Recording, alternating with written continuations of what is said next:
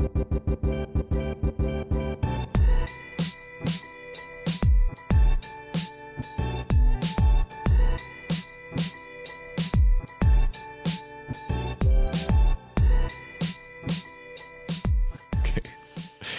okay. All right, we're live. Welcome to your Arbitrage podcast. We're your hosts. I'm Jenn. I'm Jason Cow. Welcome back to another living room couch conversation about the tough life decisions and choices we have to make as millennials that we never got taught or exposed to from our parents. And now we have these kind of closed behind scene conversations while sitting on our couches talking about stuff that really impacts millennial living. Especially when it comes to money, parenting, and these kind of things. And we've been getting a lot of messages, which is kind of cool because, when we first started it, it was just like, whatever, right? Get a message. A lot of it was bots saying, hey, we could increase your engagement, Instagram, this and that. But every once in a while, we actually got real people messaging about certain things. We've always promoted asking questions because, we talk about these things because of the things we never were able to get exposed about until having to learn about it ourselves. And when we started asking questions, that led to more questions, and then asking friends, that were willing to tell us their journey. And we got a DM from someone, okay? A very brave person that reached out to us to say, hey, this is what, I'm experiencing. What do you think I should do? Well, first and foremost, anonymous person that will rename anonymous. We are not financial advisors, so please do not take this as financial advice, okay? This is for entertainment purposes. Please do your due diligence. But essentially the question was this.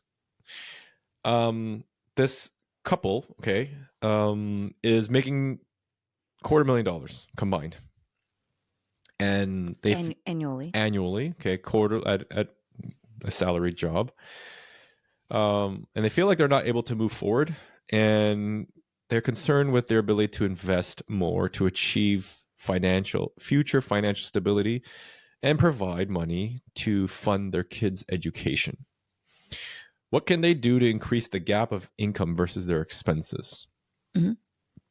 And we kind of asked a few more questions because part of it was trying to understand, well, what's the situation, and give us some context. Okay. And I'm just appreciate them sharing this, but mortgage payments, okay, they were about $3,200 a month. So I kind of did some math. If I were to buy a home in the last couple of years, let's call it, it's like an $800,000 home. It's pretty pricey. Okay. Yeah. Is what it is, but we weren't getting into that. Car payment, $700 a month. 2 children, young kids, and their childcare expenses were $2,400 a month. What was our? You remember what ours was at some point? $1,800 plus $1,200. Yeah, so like $3,000, right? $3,000 a month. So, anyways, this number all varies. That was the worst time. This varies, right? So it depends on the cost of age of your kids. Yeah.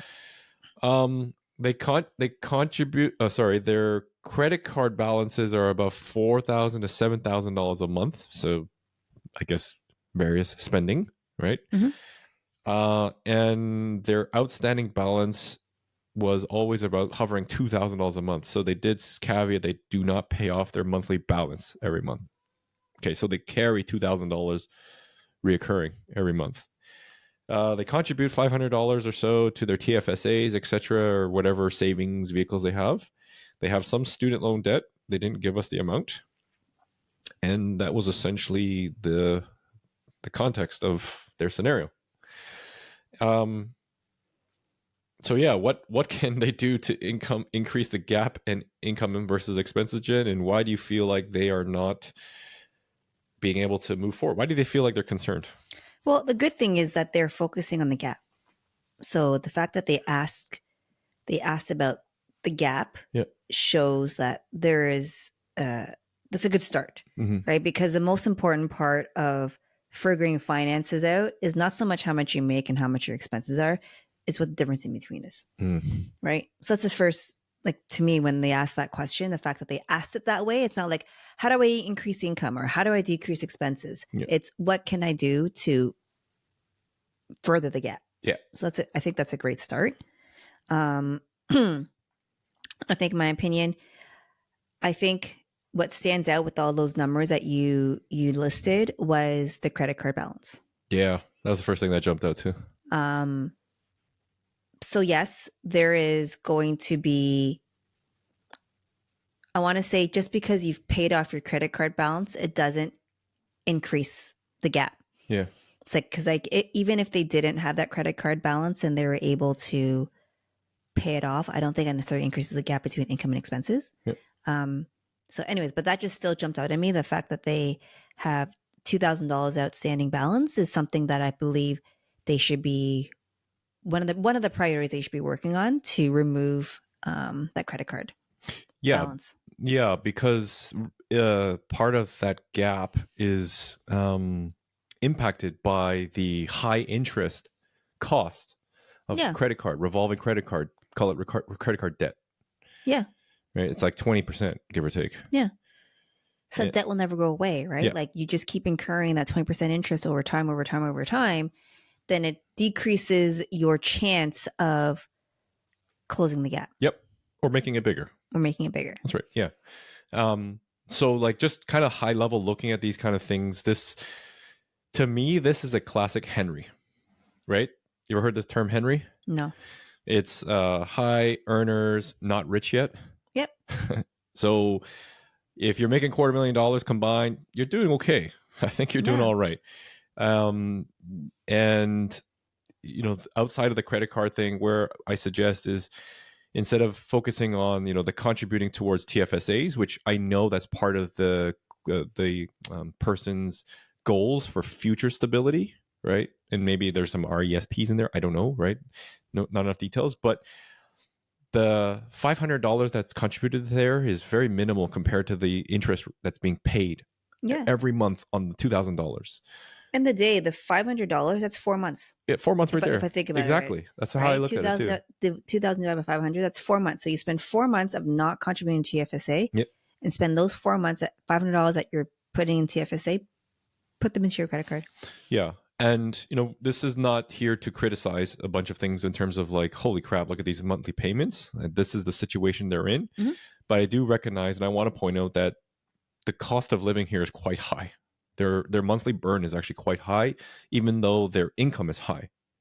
So, there's obviously things that we don't know in terms of what they're spending the $7,000 on the credit card is, and why is the childcare there? Why is the $700 payment of the car month, etc. Right? Whatever. All not really important.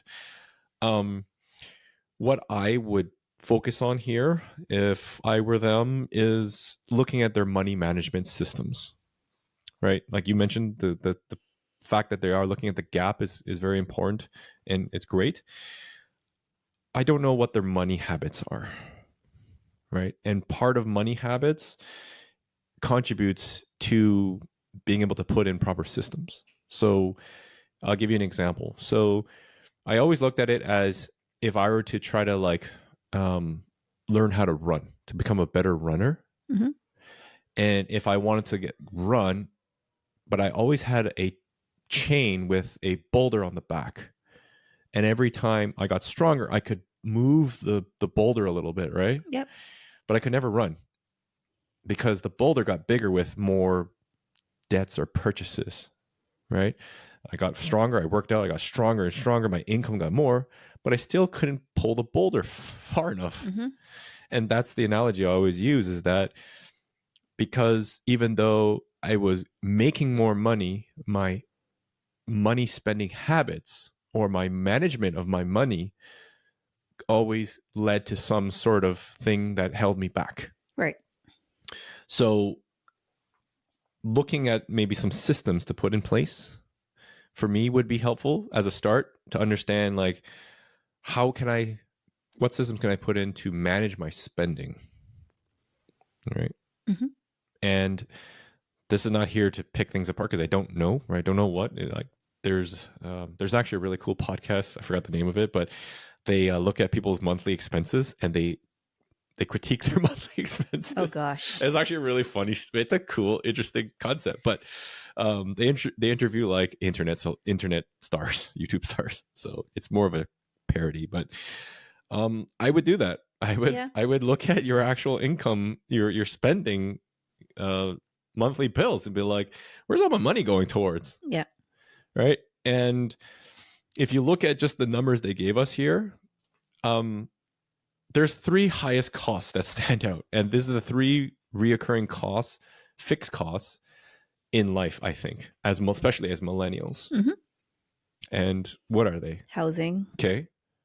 A car if you're well, depending on where you are. If you're downtown, maybe not. Transportation. Transportation, essentially. And what do you got to do every day? Eat. Food. So housing, transportation, and food. Those are the 3 biggest monthly expenses or burns as part of your spend. Yep. And if there are things that I would look at outside of how to increase income, right? I think we'll get to that near the end. Let's focus on, remember the gap here, right? They asked about the gap. Mm-hmm. So obviously the income's pretty high already. There are ways to obviously make more money, because making more money is an infinite thing. But we focus a lot too much on the income part, first off, versus, like I said, if we have poor money management systems or none at all, it doesn't matter how much you make. You can make $1 million and still living paycheck to paycheck. That's right. Okay. So if I look at, let's say, the large fixed costs, right, versus the small variable costs that you can change. Maybe the house. Yeah, your house, right? Your car. House is obviously here. What are the biggest expenses of your house? Your mortgage rate. I mean, obviously based on what you purchased it for. Yep. So if part of your goals was to own a house, the Canadian dream, right? Own your own home. You got to pay your mortgage. You got to pay your insurance. You got to pay your property taxes, your utilities. Lots of stuff. Fucking maintenance. Yep. I just fixed a whole bunch of toilets in the house. Lots of stuff. A month ago. Cost of home ownership. Yeah. And then car, right? This person's paying $700 a month a car. So that seems like a new car. If I do math, that's like at 5%, 40,000, $60,000 car, $55,000 car on a 7-year loan, maybe 8-year loan, maybe. If I didn't put any down payment, anyways, just rough math, right? That's a lot of money. So, you got to pay gas, insurance. You got to maintain this depending on what kind of car they bought. Beamer, Benz, or Bentley. Hey, it's going to be a Beamer, Benz, or Bentley maintenance bill too. Yep. So, and it's a depreciating asset. Not to say anything, but hey, right? And food, food's expensive. We all know that. So, yeah, I think it would be. Would you say to look at those fixed costs first? If I were to try to look at it from a money management standpoint, like the first thing in money management is trying to understand all your costs, right? Like, like you said, where is your money going to? Yes, because this is the thing where Ramit Sethi is a well-known finance guru as well. Mm-hmm. He talks about like these the value of the questions you bring. So are you focusing on $5 questions or $50,000 questions? Mm-hmm. And I love the fact that the question here was like, how do I increase my financial stability and provide education for my kids and stuff like that? And they're contributing $500. In the grand scheme, $500 is not a huge amount based on their overall burn. So by trying to focus on making small contributions, they're not looking at the bigger picture, which would be those 3 big things first. Yeah. So to answer your question is I would focus on those 3 things first, because those are your largest expenses that go towards the gap, mm-hmm. that create how big the gap is or how small it is. So first off, pay off the credit card. I think, like you said, right? You got to pay off the credit card. Yeah, the interest is just going to keep going. Okay. That's the biggest spread. I think you'll get there. Outside of your personal goals of why you bought the house, right? Everyone's got their own reasons. I would reevaluate the home situation, because home ownership is fucking expensive. Okay. If no one told you that, it is. Yeah. Your parents never told you that because they never shared how much their house cost, which was nothing. But they also never probably told you, oh, I had to fix this or I had to fix that. They were just they figured it out. They grinded it away and just, they had to cough it up. But this idea about potentially moving to, I gotta be careful with how I say this, to sacrifice your lifestyle for a few years so that you can reduce the burn can put you in a beneficial position. Yeah. Versus being very house poor and you're paying $3,200 a month. Yeah. It's a lot of money, man. Yeah. It's a lot of money. And you maybe there's an opportunity to rent or move to a city that is cheaper. Yeah. Actually, didn't you have a personal experience about this recently with someone at your gym? Yes, I met someone at my gym. She's moving. She's moving out of Milton to a different city because she's realizing that her house payment is too much for, what they can afford. Yeah. They don't want to be house poor. And, I told them that kudos to you for making the change because it's not an easy decision. They have kids? She has 2 kids, yeah. same age as ours. Yeah. Right. But, you can't, every financial decision is not going to be the right decision. Right. You're going to make mistakes. You're going to make, maybe I shouldn't have done this, but whatever. Right. Like the question is what you're going to do now about it. Yep. Right. So the fact that she is doing something about it and she is making the change, not an easy change. Like I said, kudos to her. Yeah. Right. To reduce her expenses. Yeah. And moving to a house or wherever that is, doesn't have to be a new city, but moving to a house that is more, I'm going to call it affordable, right? Something that can reduce that burn so that you can now take that difference and apply it to whatever that goal bucket was, right? Yep. Which, whether it was achieving financial stability by investing or through your kids' education. Yep. Right. So yeah, it's a hard, tough choice. I remember we were asking ourselves if were put in that situation, would we go rent? I think before we got into real estate investing, we were very against renting. Yeah. I don't know what it is. It's just obviously instilled in our brain. Yeah. Our social upbringings, yeah, our cultural upbringings about like renting is bad and just throwing money away. Whereas now the math shows it's not, right? You can still build financial stability by renting. Not when payments are $3,200. Yeah. Because the spread is there now, right? Yeah. So, and I think the next thing, if we're going to stick on this 3 big buckets of spend is, listen, I don't know if the person bought a new car or whatever, but not here to criticize why they bought a new car. But the idea is here, if it's new, okay, fine. Do you have to keep driving that or can you sell it? Is there an opportunity to sell it? Yeah, for a lower value car. Yeah. At the end of the day, I think car is a necessity. Yeah. Unless, like I said, unless you live in downtown Toronto and, your work is downtown Toronto, everything is downtown Toronto. But for most people with kids, like, the car is a necessity. No, so to say, like, don't, sell your car and not use a car. I think no. That's kind of like, okay. I'm not saying become a nomad and just sell your car and walk everywhere. Yeah, you can't. I don't think that's possible if you live in this area. But it's not New York. Yeah, like that, and that's probably the easier of the two. Yep. Like, would you rather? It's much easier to sell and buy a cheaper car than it is to sell and buy a cheaper home. Yeah, I have less emotional connection with the car. Yeah. You know what? Actually, for to think about my cars. For most people, I think that is the no-brainer. It's much easier to downgrade a car than it is to downgrade your house. Jed laughs all the time. It's like I joked around when my first car that I bought, used car for $4,000.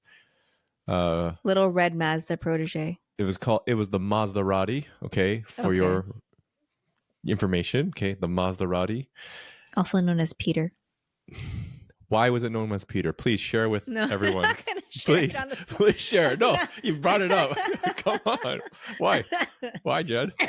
I don't know. I'm not saying it on podcast. Come on. DM us and I'll let you know. I hope everyone asks the questions in Q&A. What does Peter mean with respect to Jason's first car? Okay. But yeah, like it was a cheap car, and my parents helped me buy that car, and then I ended up paying them back in a way. But that's the thing. I didn't go buy a brand new car because you can't afford it. I couldn't afford it. There's no way I could afford it on my no job, like my internship, right? My co-op job. So anyways, the joke was I treated it like it was my car, right? So I did have emotional connection with it. It was my Maserati, but yeah, if you'd ask me now, could I let go of my house versus my car? No, my car, first one. Of course. Right off. So much easier. So much easier. So much easier. Yeah. But it is tough to think about that, right? Because obviously the used car market now is ridiculous still. Cars are expensive. It's better now, isn't it? It is, but but anyways, part of that gap, right? If you're looking at it, because what happens now, you're potentially, again, sacrificing short term for long term gain. Is you're driving something that is not necessarily as luxurious or whatever it is, but your maintenance costs go down. Yeah. Okay. Have you seen the difference between maintenance on a Honda or a Toyota? Okay. I hate using those brands, or Kia, whatever, imports, versus like a German vehicle. Yep. It's a big difference, man. Yep. I've owned both. Exactly. I know. Personal experience. Okay. Personal experience. Yeah. So when your mechanic basically goes, hey, you got to pay up, man. Shit, this whole Beamer, Benz, and Bentley conversation, you're like, fuck. Yep. But hey, jokes aside, there's what do they call it, like reciprocal impacts here, right? So things that where you trade off the car, your insurance goes down, your maintenance cost goes down, you use less gas. I don't know, like all these things, they do come into play. And depending where you move, if you are able to say, hey, yes, let's move different cities or whatever, your insurance for your car actually goes down too. Because unless you move to Brampton. Yes. But I had a buddy in university who had a girlfriend who lived in Timbuktu. I don't remember what city, but it was like middle of nowhere. And I'm not condoning this because it's technically insurance fraud. Used her address. Yeah. But his insurance got cut in half. Oh, yeah, I know. Oh, my goodness. Huge difference. It was massive because he was living in Brampton. Yeah. And we all know Brampton insurance is crazy. Yep. So anyways, it's just, those are things that can help towards that. And then looking at food. So big thing. We got to eat every day, right? So we can't make food cheaper. It is what it is. Like as much screaming we want. But there are ways to you can't make it cheaper in the stores, but there are ways to make your monthly bill lower than what you're doing right now. Potentially. How would you do that? Well, meal planning, I think. Okay. For example, like I know even for us, like I remember in the beginning when we first moved in, we did not do any meal plan. We just buy, like I read a recipe and I'm like, oh, I need peppers and chicken and this and that. And I'd buy like chicken, peppers, pasta, whatever it is. I just buy everything on the ingredients list. Yeah. And then the next day it'd be a different recipe. And then I'd go buy all those things again, like different things. Like, so every day was a whole list of ingredients versus planning it for the whole week. Let's say there's chicken in 3 of your meals, chicken breast in 3 of your meals, you buy the club pack. Yep. And that, provides chicken for 3 meals, right? And that can end up like costing or saving yourself a lot of money. And on top of that, it's just less waste. That's true. Yeah, waste was the biggest thing. Yeah, because then you have like leftover, let's say you bought a bunch of spinach, but you only used half of it for the one recipe. And then by the end of the week, if you didn't have another recipe of spinach, what happened to that spinach? Straight in the garbage. Right in the garbage. And that's ghost money, right? That's like money that you don't recognize and realize, but you spent it already. Yeah. Right. And it's just this drain that happens. I know we had friends that used to do this. I never personally did it. But this where there's like flash deals on groceries. Oh, yeah, I've never done that before. But yeah, there are flash deals. There are flash deals where like it's just close to expiration food. Okay. And there's nothing wrong with this, guys. Like, get me wrong. I've worked in the food industry, and when things go expired on the day of, doesn't mean it's gone bad. Okay. It just means the ideal freshness has been past its date. Yeah. Okay. So yeah, food that was expired or expiring would be cheap. And then I remember our friends would just go pick it up. And like they order, and it was like this thing where it's almost like first come, first serve, remember? Yeah, it's like chicken breast for half the price. But it's massive, especially if you're feeding a family 4 or 5 or 6. Sure. So, and I think Costco has made this popular by buying in bulk, where it makes sense, because we are in a society where we are encouraged to buy more for the sake of buying more. Yeah. It's not the right practice. And if you go to Costco... And Costco's not always cheaper. No, it's not. Make sure you go check what the cost per pound is at a regular grocery store versus cost per pound at Costco. Yeah. That's all I'm saying. Yeah. Yeah. Yeah, and you don't always need like 36 packs of avocado, pre-mixed avocado cups. Like, again, make sure it gets eaten so it doesn't go bad, right? Yeah. And hey, listen, I used to do it. I love doing it, but I don't do it anymore. But price match, right? If you have to, price match. Listen, there's no shame in it. I get it. My philosophy is that this goes to the income side versus the expenses, right? But if we are trying to focus on that, if you need to save a few bucks on what it is, on grapes or cream cheese, and this other store's got it for cheaper, I mean, price match, right? But sure, we all know this exercise is becoming eliminated because grocery stores are finding a way to keep their profits, and Walmart doesn't price match anymore. Mm-hmm. So someone that was so famous for price matching, they don't price match anymore. So I think that's something that might have to give up soon. But I think the last one here, we were talking about this, remember, where a lot of expense comes from food. Eating out. Yeah. Simple. 100%. Yeah. It's convenient, right? But if you meal plan, it prevents you from doing that. Yeah. So, okay. So those are kind of the things that we would try to do from a expense side. Okay. Because like we said, the question was the gap, right? So now we focused on expenses. And if we now look at long-term and look at the income side, how can we increase our income?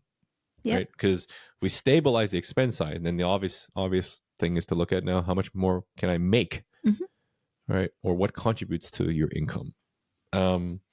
So negotiate that raise. Yeah. I mean, like I said, that's the, I would say, potentially easiest or first thing you should do is go talk to your supervisor about that raise. Yeah, and not just nonchalantly, just basically, hey, I want a raise. Yeah. You got to come into it with a reason. You have to establish and justify what this raise is for. Yeah. Right? You're selling yourself.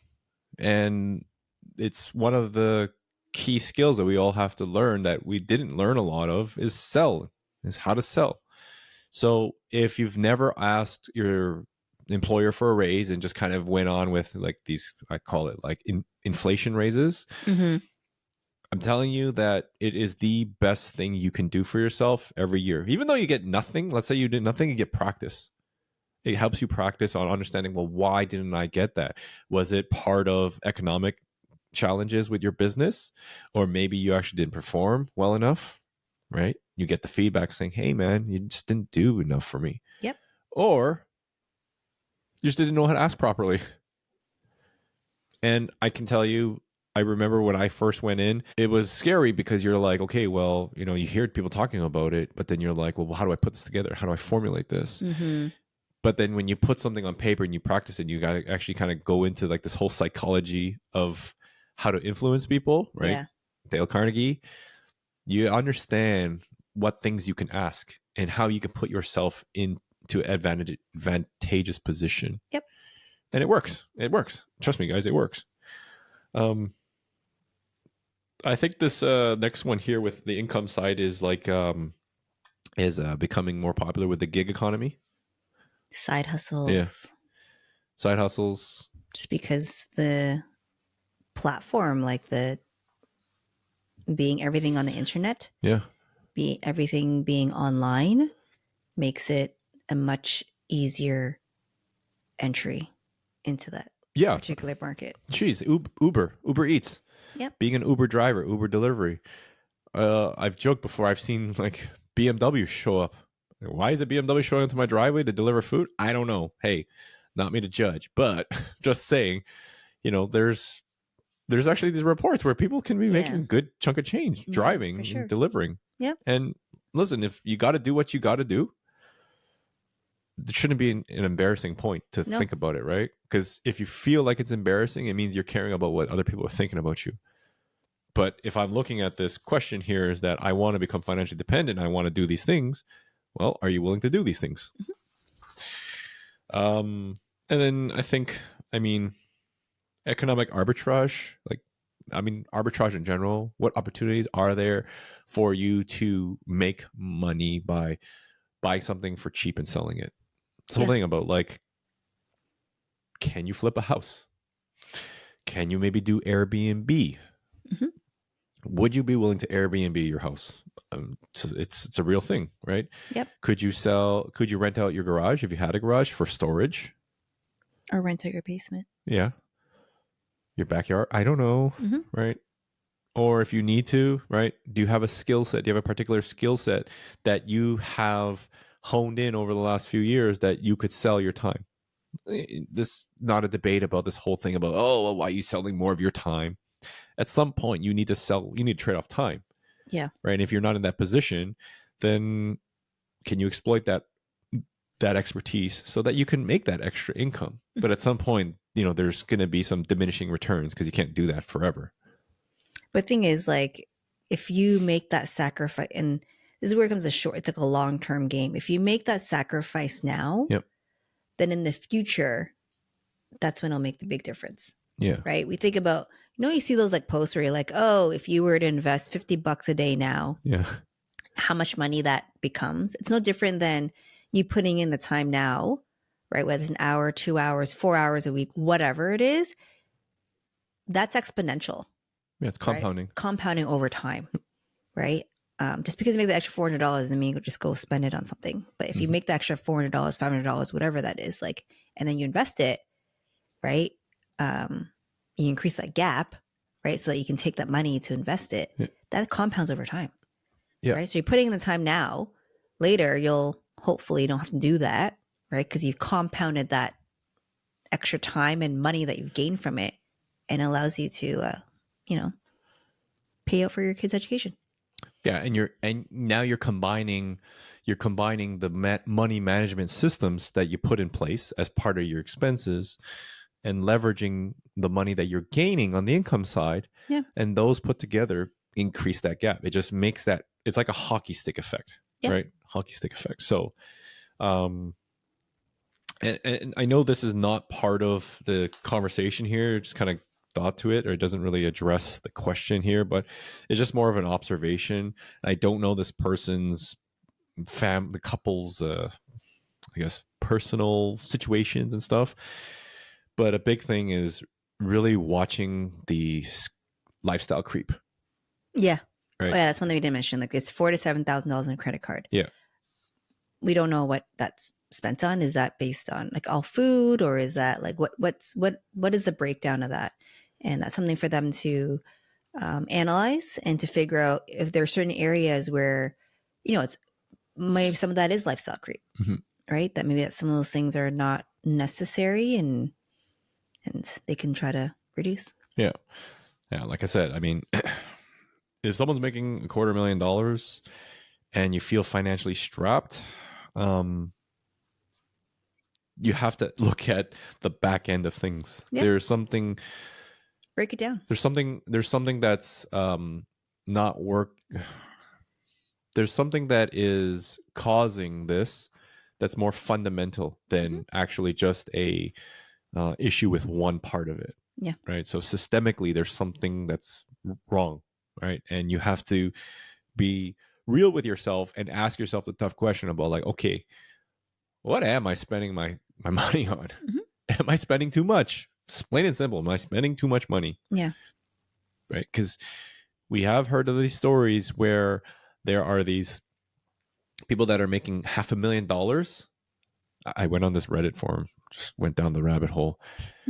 And these news reports of people saying they're making $500,000, but they're broke, essentially. Yeah. Living paycheck to paycheck.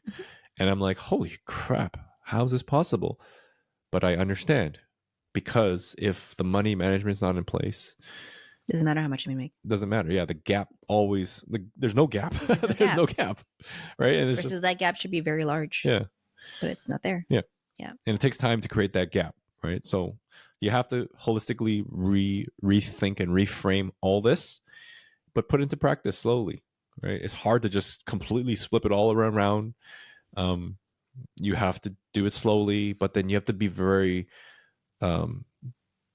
intentional with it, right? To say if this is truly what you want, like you got to put shit in place. Yeah. No doubt. No oh God, can't speak again.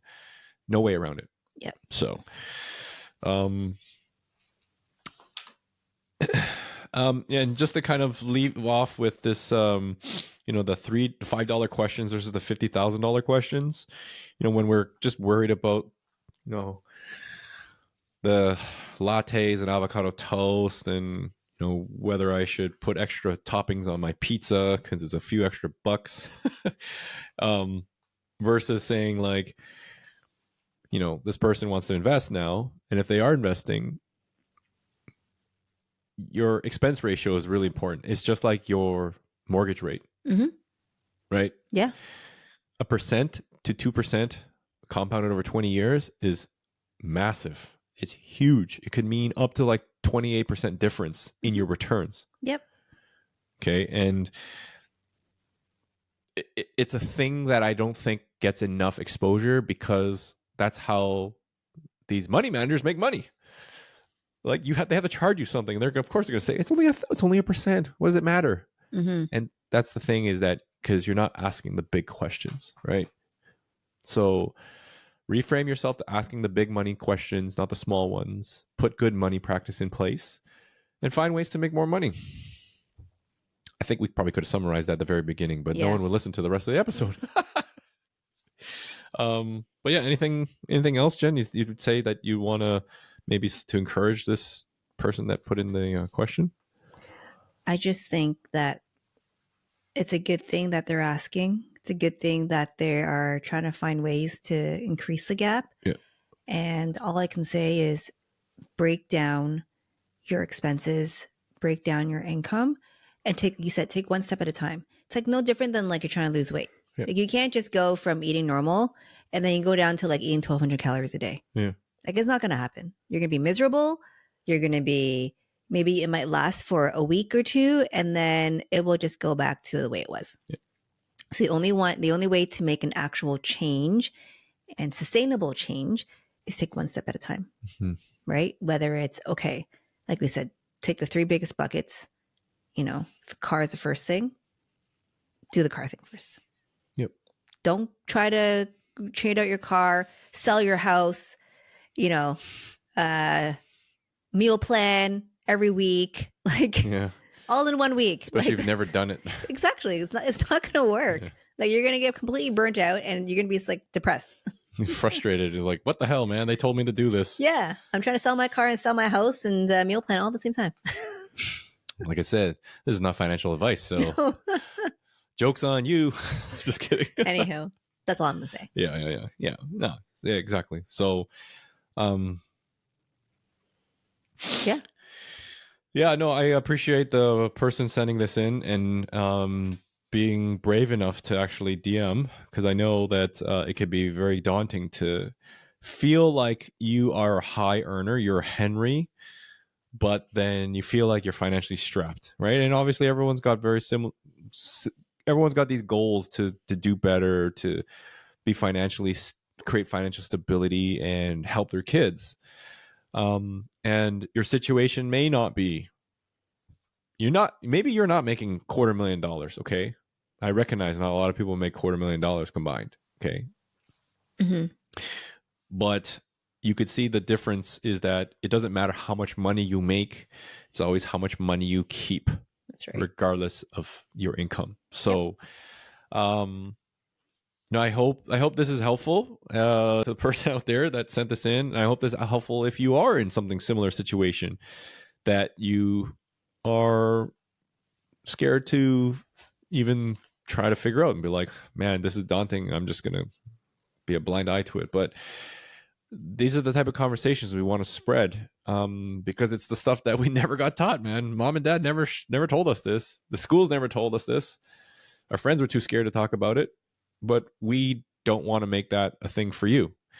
So I hope this has been good for you. You've been able to take something away, and feel free to message us, right? Like, yeah, we love these questions. Yeah, it's the whole idea is we get to learn from everyone's situation and real people, real situations. Yeah, it's real shit, real talk, right? So, but something that doesn't cost $250,000 a year is your help to spread the message of Your Everyday Rich and Living Conversation to other people, so we can make an impact.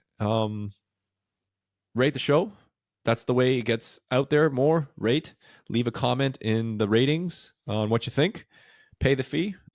All we ask is you leave something in the ratings and whatnot. And tune in again. But I think I like this Q&A. This Q&A is kind of fun. Yeah, we should continue this. Yeah. So we'll see what other messages we get in our DMs. Bring on the questions. Yeah, bring them on, man. Bring them on. But yeah, okay. Till the next time, everyone. Appreciate all the support. See ya. Peace, peace, peace, peace. Your Everyday Rich podcast is presented solely for general informational, educational, and entertainment purposes. Any such information or other material should not be construed as legal, tax, investment, financial, or other advice. It is not intended as a substitute for the advice of a qualified professional.